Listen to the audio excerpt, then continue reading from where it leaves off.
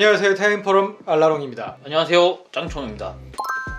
4K 카메라 피했다는 소문이 있어요. 비비크림 좋은 걸로 이제 좀 사야 될 것 같습니다. 지원 안 되나요? 지원이야, 나도 없는데. 오늘 리뷰할 시계는 전달하고 싶은 내용이 좀 많아요. 특별한 시계죠. 블랑팡의 대표적인 이제 스포츠워치이자 현대 다이버워치의 조상이 피프티 패덤즈입니다.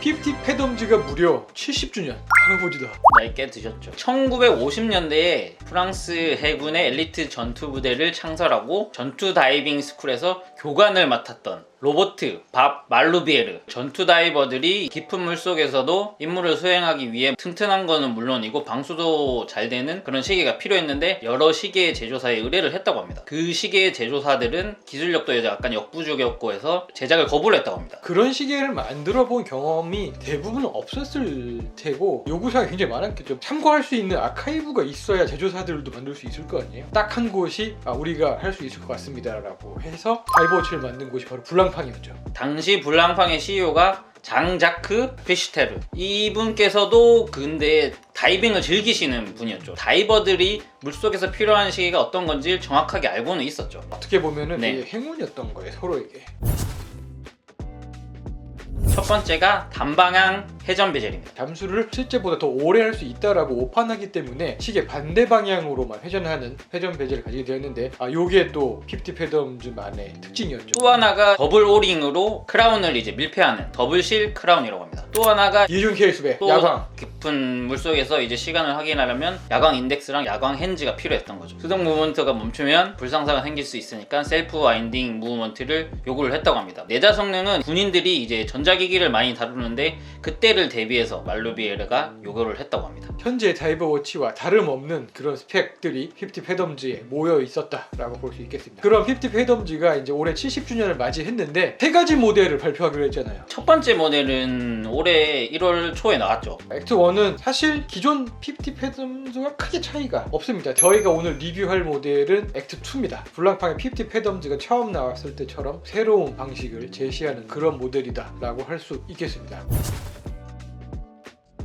곰배사 원정에 대해서 또 저희가 살펴봐야겠죠. 곰배사의 뜻이 고대 해양 생물이라고 합니다. 2013년에 해양에서 희귀종을 찾아다니면서 탐사하는 그런 목적을 가지고 설립된 단체가 곰배사 원정팀입니다. 영어로는 곰배사 엑스페디션. 블랑팡이 곰배사 원정팀이 설립했을 때부터 파트너십을 맺고 후원해 왔다고 합니다. 곰배사 팀이 지금은 오카란 프로텍션 소사이어티라는 영리단체와 협업을 해서 프로젝트를 진행하고 있는데 모카란이 우리말로 큰 기 상어입니다. 그거를 뭐요?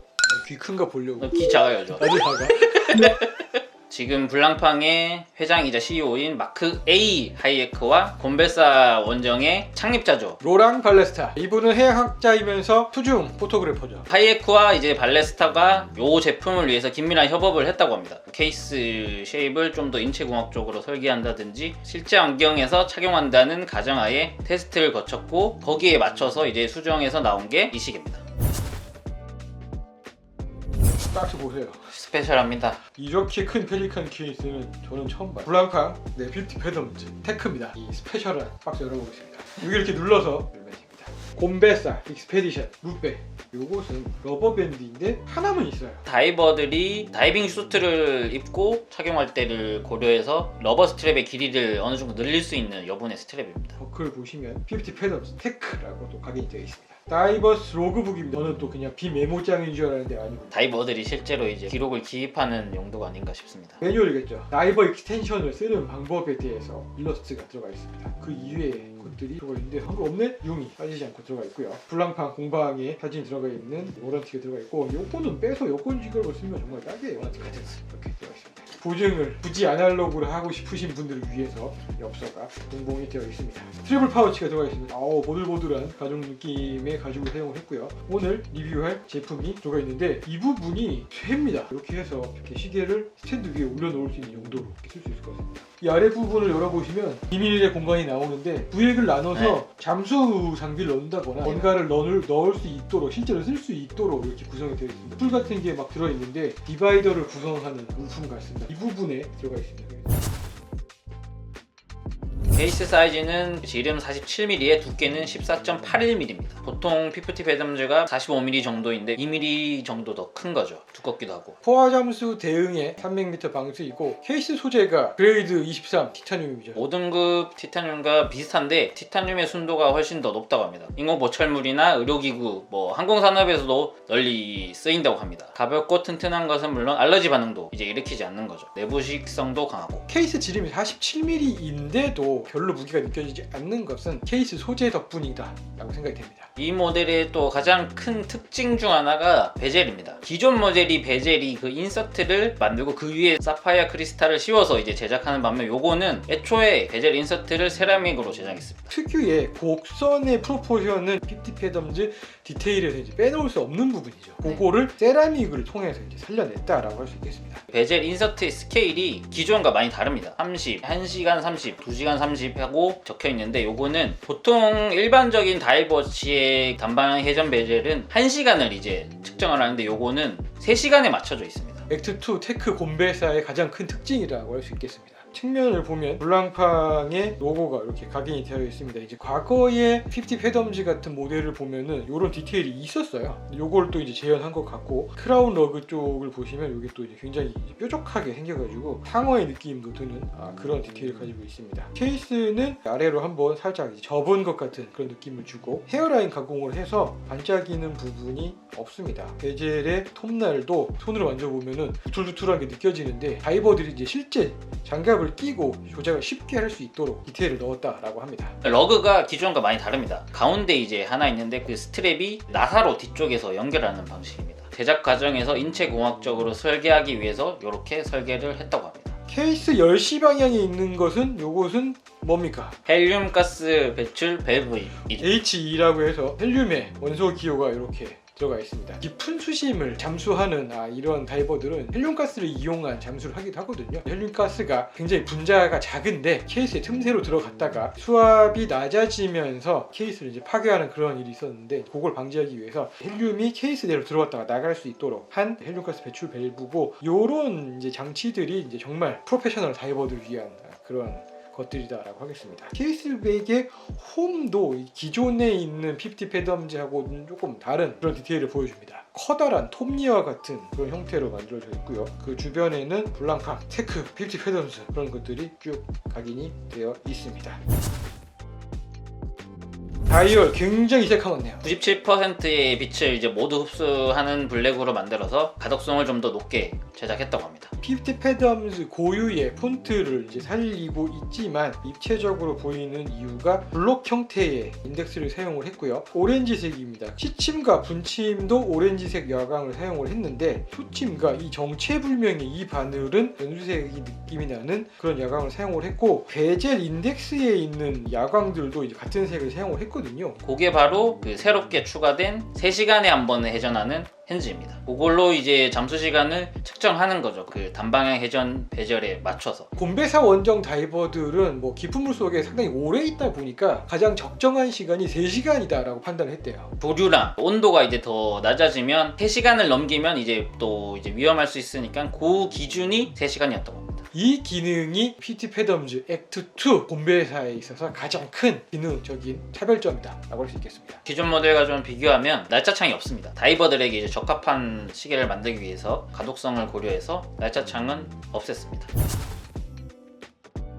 무브먼트는 자동 인하우스 칼리버 13P8입니다. 시간당 빈동수는 28800vph고 파워 리저브는 5일에 달하는 롱파워 리저브를 지원합니다. 1315 베이스에 3시간에 1회전하는 펜즈를 하나 추가한 게 가장 큰 차이라고 할 수 있죠. 모터는 어두운 색깔로 물들여져 있는데 골드네요. 에어 커맨드의 레귤러 에디션에서 봤던 비행기의 캐노피 같은 모양이기도 한데 배에 이제 키를 잘라놓은 것 같은 그런 느낌도 듭니다. 무브먼트 표면은 굉장히 이제 심플하게 처리를 했고 헤어 스프링과 이제 핵심 부품들은 실리콘으로 사용을 했을 거라고 생각이 됩니다.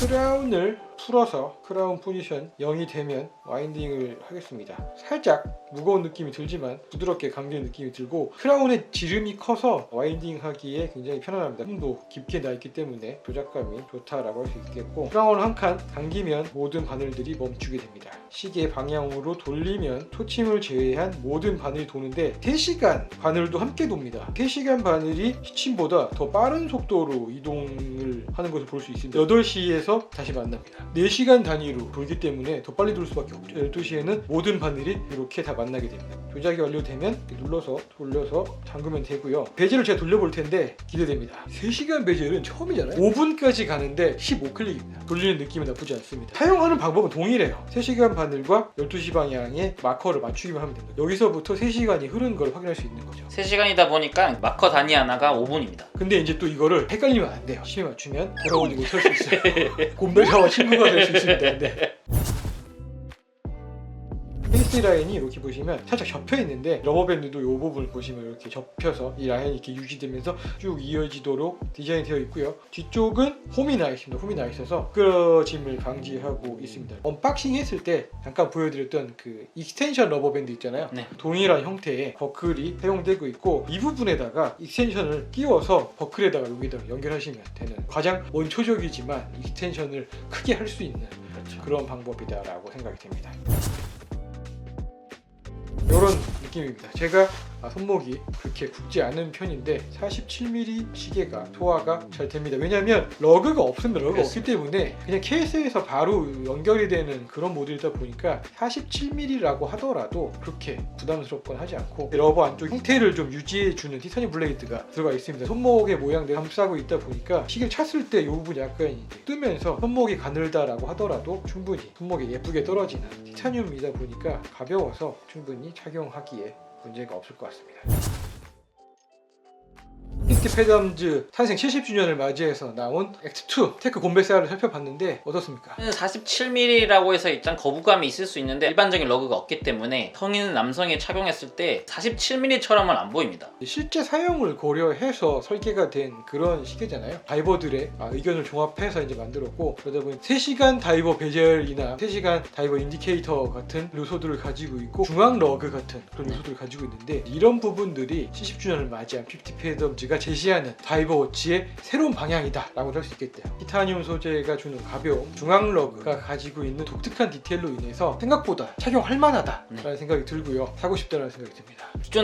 이전 피프티 패덤즈와는 분명히 많이 디자인이 다르니까 컬렉터들이 분명 사고 싶어 할 수도 있을 것 같은 모델인 것 같습니다. 액트2는 한정판은 아니고 연간에 이제 생산 수량이 한 100개 정도로 정해져 있대요. 뭐 언제 이제 생산이 중단될지 모르겠지만 계속 기회가 있는 것은 사실이고요. 이 시계가 보여준 이제 새로운 기능과 디테일 때문에 테크라는 이름이 붙은 것 같고, 블랑팡은 테크라는 관점에서 또 이제 새로운 피프티 패덤즈를 내는 것을 좀 진지하게 고려하고 있다라고 해요. 앞으로 기대해봐도 좋을 것 같다라는 생각이 들고요. 가격은 3,000만 원대인데 근데 저희가 촬영하고 있는 시점과 이 모델이 정식으로 출시되는 시점하고 좀 갭이 있습니다. 가격 변동에 의해서 가격대가 바뀔 수도 있잖아요. 블랑팡 피프티 패덤즈 70주년 액트2 테크 곰베사를 통해서 새로운 다이버 워치의 가능성을 저희는 살펴봤다고 생각이 됩니다. 다음 시간에 다시 돌아오도록 하겠습니다. 고맙습니다. 감사합니다.